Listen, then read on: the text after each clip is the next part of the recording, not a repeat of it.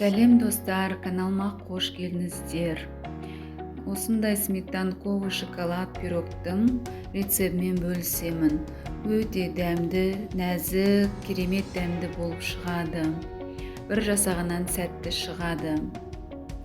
Каналыма тіркеліп, подписка басып, қоңырауды басып қойыңыздар. Құрамына керегі ұн, жұмыртқа, сары май, қант ұнтағы және разрыхлитель, ұн қобыздатқыш. Алдымен қант ұнтағын қосып електен өткізіп аламыз, сосын ұн қобыздатқышты, разрыхлительді кішкене араластырып жібереміз де майымызды салып, майымыз бөлме температурасында болу керек, жұмсақ қосып, жұмсақ қамыр елейтін боламыз. Енді жұмыртқамызды қосып, қамырымызды біріктіріп елейміз.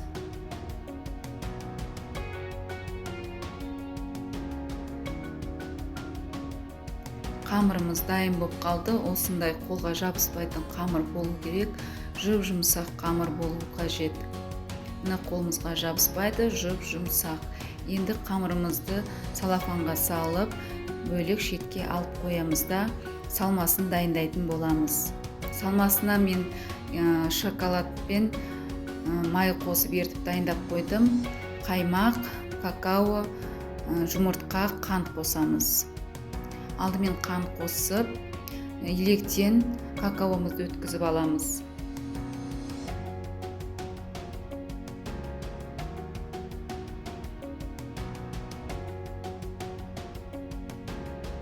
Содан соң кукурузный крахмал қосамыз.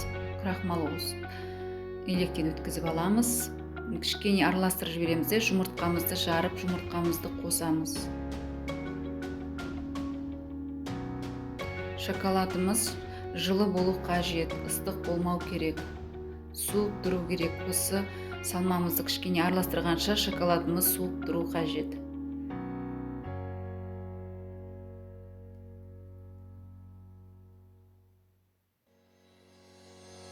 Енді шоколадымызды қосамыз.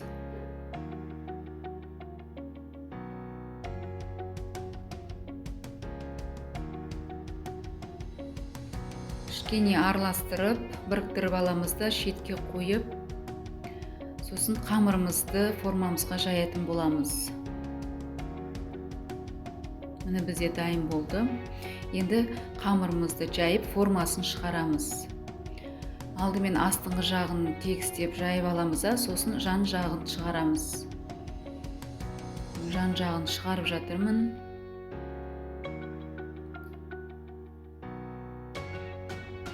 Дайын болды. Енді салмасын ішіне құйып, 160 градуста 40-45 минут пісіріп аламыз.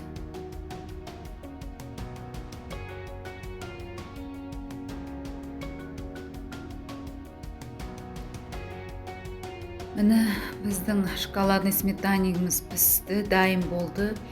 Енді дәмін көретін боламыз. Өте жұмсақ, сондай нәзік болып шықты. Кескенде сразу көрініп тұр. Өте жұмсақ, нәзік болды. Кесіп алып, енді дәмін көретін боламыз.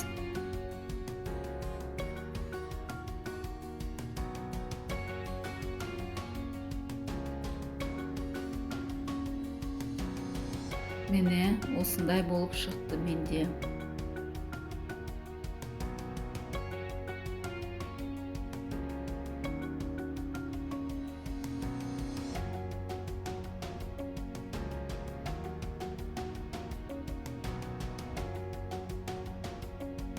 Сондай дәмді болды. Сіздер де жасап көріңіздер. Каналға тіркеліп, подписка басып, қоңырауды басып қойыңыздар.